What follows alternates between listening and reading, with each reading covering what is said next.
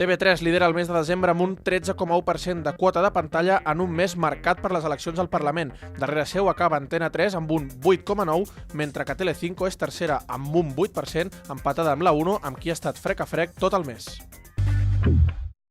TV3 també tanca el 2017 com a líder d'audiència i ho fa per 8è any consecutiu. En el programa d'avui repassarem les audiències anuals de totes les cadenes i la seva evolució al llarg de l'any. 8TV marca un 2% al mes de desembre i afronta el 2018 amb el repte de millorar unes fluixes dades d'audiència que l'han acompanyat l'últim trimestre de l'any. TV3 acaba desembre el líder d'audiència per 5è mes consecutiu. Ho fa amb un 13,1%, deixant a més de 4 punts la segona cadena que ha tornat a ser Antena 3.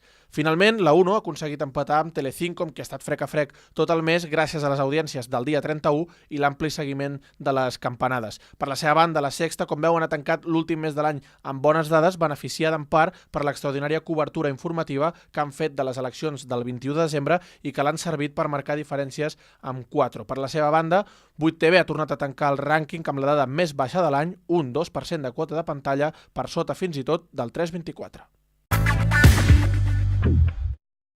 Dèiem que la 1 ha acabat el mes empatant amb Telecinco gràcies a l'emissió de les campanades, unes campanades que van ser seguides àmpliament per l'audiència i que a Catalunya va liderar TV3 amb puntes de 800.000 espectadors. A més, és la millor dada de les campanades de TV3 dels últims anys i significa gairebé el doble d'espectadors que ho van seguir des de la 1. També des de la Puerta del Sol i a prop de la 1 va quedar Antena 3 i més despenjades la Sexta i Telecinco i 4, a qui l'aposta de l'equip Sálvame no els va funcionar. Ho dèiem a titulars, les eleccions del 21 de desembre han marcat també les audiències televisives del mes de desembre. Aquell dia, concretament, el dia de les eleccions, TV3 va liderar clarament les audiències amb un 24,3%, deixant a més de 13 punts la segona cadena, que va ser la Sexta, i que, com és habitual els dies que hi ha fets polítics rellevants a Catalunya, va ser la segona cadena més vista amb unes dades més altes de les que fa habitualment. De fet, l'especial Eleccions a més per TV3 la nit electoral ha estat el programa més vist del mes, amb més d'1.200.000 espectadors i amb una quota de pantalla superior al 40%, superant i deixant enrere altres cadenes com l'especial Al Rojo Vivo a la Sexta o el programa especial de la 1, que tot i ser el segon i el tercer programa electoral més vistos del dia, es van quedar molt lluny de l'espai electoral de TV3. Si bé les eleccions del 21 de desembre han tingut molt de pes a les audiències de desembre, altres programes, com Operació Triunfo, també han tingut el seu protagonisme i, de fet, ens han regalat un dels moments del mes amb una gala especial. Mireu.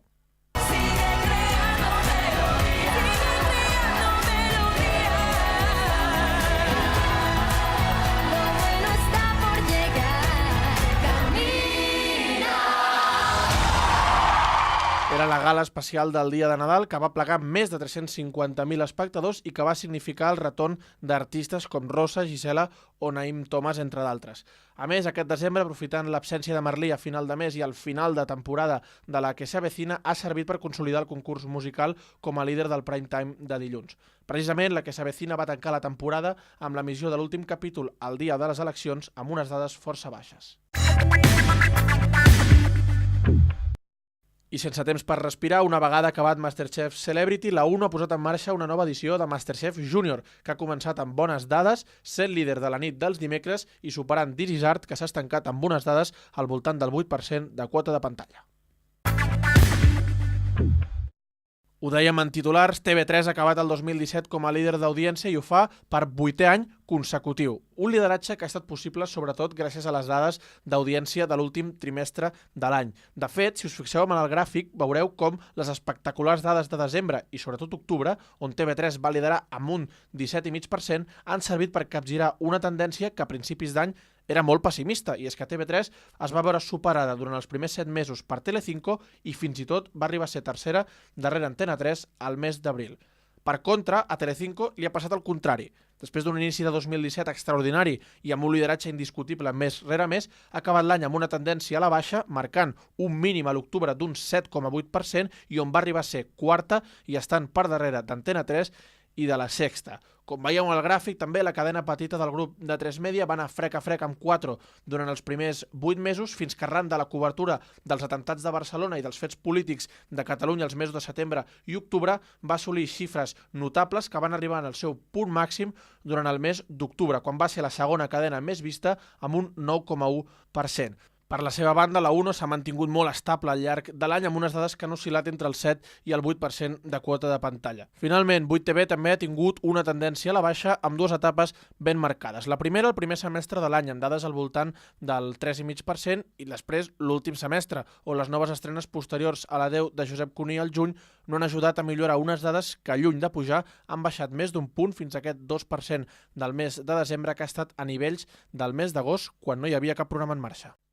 Doncs fins aquí aquest especial Enganxats al punt de Nadal. Gràcies per seguir-nos i recordeu que si voleu estar al dia de tota la informació televisiva ho tindreu sempre al punt a les nostres xarxes socials, Twitter, Facebook, Instagram i a la nostra pàgina web enganxats.com. Gràcies, que vagi bé i que tingueu un molt bon any.